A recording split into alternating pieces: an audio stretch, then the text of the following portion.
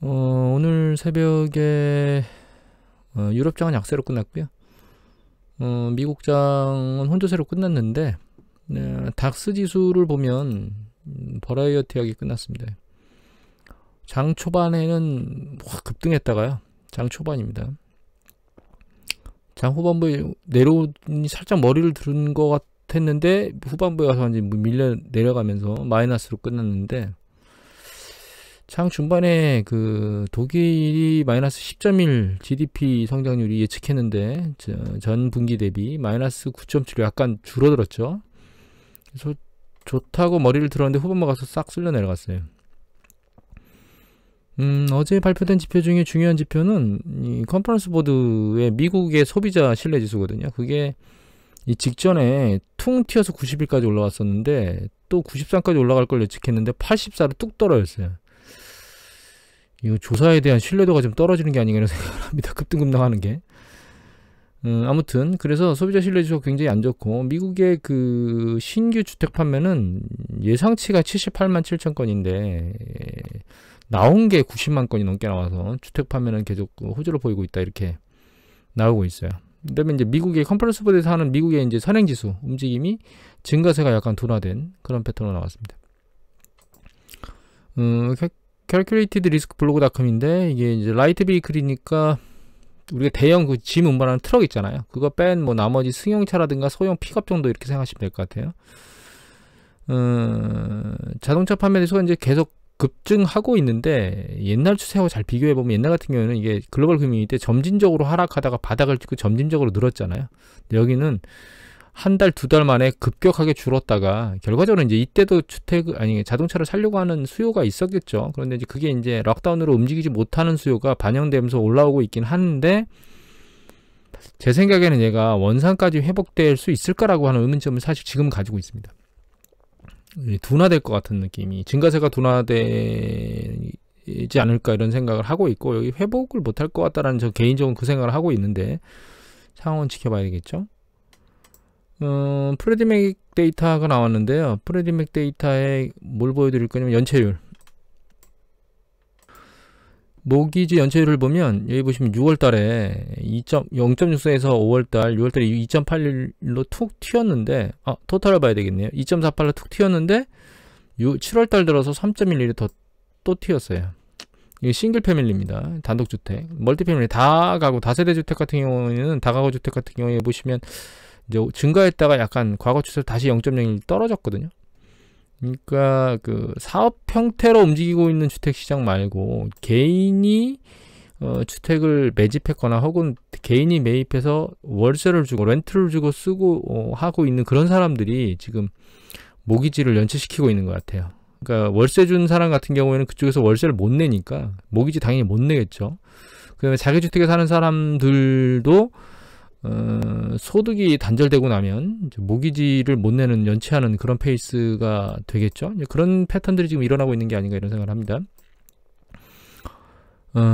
주택시장 자체에서 이제 케이스 실러 지수가 가장 그 주택 지수 중에는 그나마 그러니까 신뢰도, 뭐 하여튼 신뢰도가 괜찮다 이렇게 생각할 수 있는데, 여기 잘 보시면 이제 이게 연두색이 제일 밑에 있는 수치입니다. 잘 보시면 직전에 5월 달에 235.77이었는데 지금 235.54예요. 즉 가격이 내려갔습니다. 가격 지수가.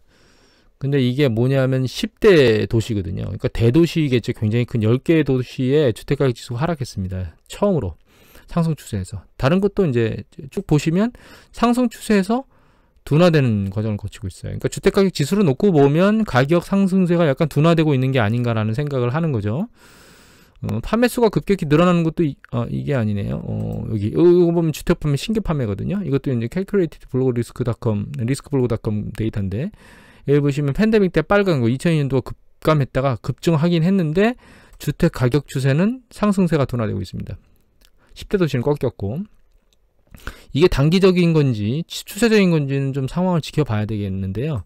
한 가지 더, 이것도 이제 캘큘레이티드 리스크 블로그닷컴인데 잘 보시면 이게 주택이 완결된 거 신규가, 그 다음에 이제 건축 중인 거, 그 다음에 이거는 아직 주택이 착공이 안 된 거죠. 그런데 잘 보시면 이때 이 차트하고 잘 보시면 주택 시장이 여기 90년대 보면 90년대 초반부에 정점을 올라오다가 정점을 찍고 기간 조정을 거쳤죠. 그러다가 중반부부터 올라가다가 이제 글로벌 2006년도 5월, 6월 달에 정점을 찍고 가격 조정을 심하게 받았습니다. 그리고 재상승했거든요. 근데 이걸 생각해 보시면 여기 보시면 요때입니다. 90년대가. 그러니까 추세가 계속 쭉 괜찮은 패턴에 있을 때 여기서 정점을 찍고 내려왔거든요. 이때는 그냥 기간 조정을 받고 있었던 때예요. 이때는 별이 추세 움직임이 없었고요. 이때가 추세 가격이 올라왔고 이때 정점을 찍고 내려왔거든요. 최근 사실 정점을 찍고 2018년도 기준으로 내려오고 있었는데 2019년도 그 중후반부부터 사실 쭉 올라오기 시작했거든요. 주택시장이. 근데 그게 팬데믹을 맞고 다시 밑으로 내려가고 있는데 우리가 로버트 실러 지수나 전문가들 얘기한 게 있었죠. 그 대도시 중심에서 외곽 지역의 주택 선호도가 늘어날 것이다라고 하는 얘기를 하고 있는데 지금 주택 판매 수가 그렇게 늘어나는 것들이 대도시 중심에서 늘어나는 게 아니고 외곽 변두리 지역에서 주택의 매매가 늘어나고 있는 게 아닌가 이런 생각을 개인적으로 하게 됐고 주택 가격으로 놓고 보면 도심이 훨씬 더 높죠. 그래서 10대 도시 같은 경우에는 위축되고 있으니까 결과적으로 이제 가격 자체가 내려오고 있고 변두리에 있는 거는 가격 자체가 작으니까 거기에서 약간 가격이 올라간다고 해서 지수 자체를 밀어 올리지는 못하는 거죠. 이런 생각을 합니다. 그 주택 시장이 완전히 밑으로 쓸려 내려가지는 않을 거겠지만 지금 최근에 봤던 그런 호황 국면의 추세를 계속하기는 어렵지 않을까? 일정 수준 급락하진 않겠지만 그렇지 않아도 그렇다고 해서 이렇게 밀고 올라갔던 추세를 다시 계속 밀고 올라갈 수 있을까라고 하는 생각은 지금 현재 개인적으로 하고 있습니다. 2차 팬데믹 이후에 가을 겨울에 좀 더 심화되고 이러면 역시 부동산 시장도 위축될 수밖에 없다라고 개인적으로 생각을 하고 있거든요, 사실은. 그래서 이 얘기 계속 왜 드리냐면 부동산도 역시 미국의 경제를 지금 끌어올리는 한 축이기 때문에 그런 부분 때문에 말씀을 드리는 겁니다. 또 한 가지 US 센서스 쪽에서 나온 데이터를 보면 템퍼러리 잡 임시 잡이 28만 8천 건인데요. 이 데이터가 이 흐름을 보면 재밌습니다. 여기 잘 보시면 이게 2월 달이잖아요. 2월 2일에서 8일, 2월 23일에서 29일이니까 이쪽에서 이쪽으로 시간 타이밍 하는 거예요. 그러니까 2만, 2만, 2만 2천, 2만 2천, 한 2만 대 초반에 있었죠. 그게 3월 달에 3만 대로 넘어갔습니다. 코로나가 심화되기 시작했죠. 4만 대로 올라섰죠. 그리고 4만 대, 4월 말일. 근데 5월 달로 넘어가면서 갑자기 2만 대로 뚝 떨어집니다. 한 주 만에. 그죠? 템포럴 잡의 사람 숫자들이 이거 왜 그런가? 요때가 $600 추가 지원해서 막 재난지원금 지급하고 이런 때입니다. 그러니까 결과적으로는 잡을 갖는 것보다 실업을 하는 게 훨씬 더 이익이었기 때문에 갑자기 떨어진 거죠. 그래서 잘 늘어나지 않는 상태로 계속 유지됩니다. 언제까지? 7월 하반기까지. 그래서 하반기 중반 지나면서부터 5만, 여기서 2만 여기 밑에 보면 2만대 초반에 있던 게 7월 들어서 2만 6천, 여기 2만 9천, 그죠? 6월 후반부에 7월에 3만, 5만, 8만. 근데 여기 가시면 갑자기 15만 원 튑니다. 언제? 7월 마지막 주하고 1월 초에 연결된 이때가 $600 추가 지원금이 끝난 시점입니다. 그럼 지금 28만 8천. 그러니까 이미 이거 지난번에 보여드렸죠. 통상적으로 경기 수축 국면에 파트타임이 늘고 파란 거가 이제 풀타임이거든요. 풀타임이 줍니다.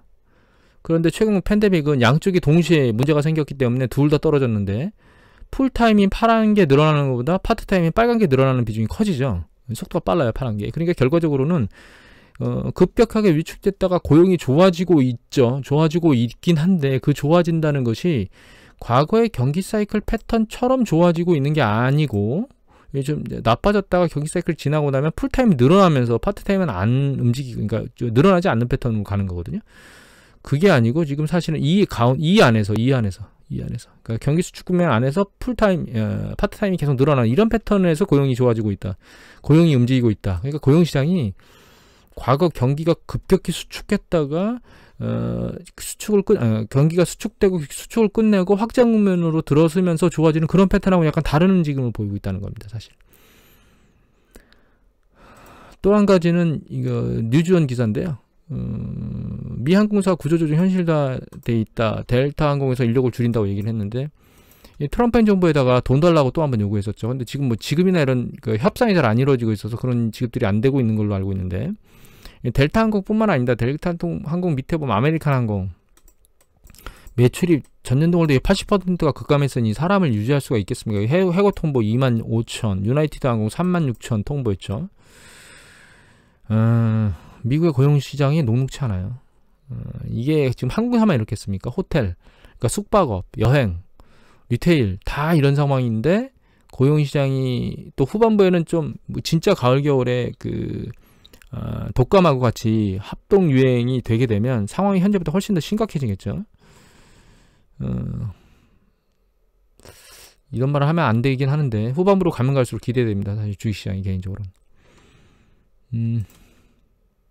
KBS 보던데요.